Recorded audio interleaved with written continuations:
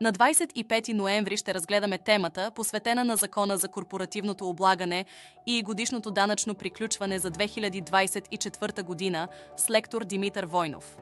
Обучението на Магистър Диксит ЕООД предлага редица предимства за всеки, който иска да бъде в крак с последните промени в данъчното и счетоводното законодателство. Ще получите актуална информация за промените в Закона за корпоративното облагане и Закона за счетоводството.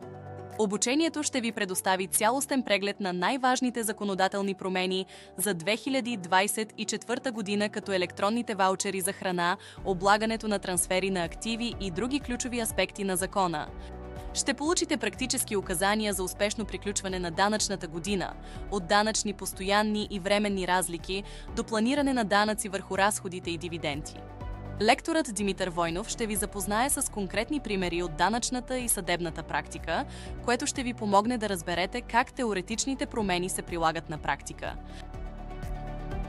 Можете да изберете най-удобния за вас формат, присъствено в София, в хотел Хемус, или онлайн чрез платформата Zoom, което прави обучението достъпно, независимо от вашето местоположение.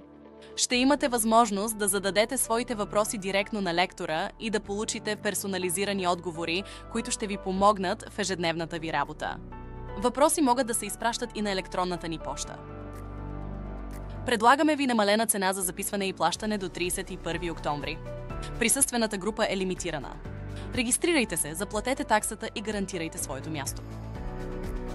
Това обучение е важно за всеки, който иска да подобри и актуализира професионалните си знания, да се подготви за новите изисквания и да премине лесно през счетоводното и данъчното приключване на 2024 година.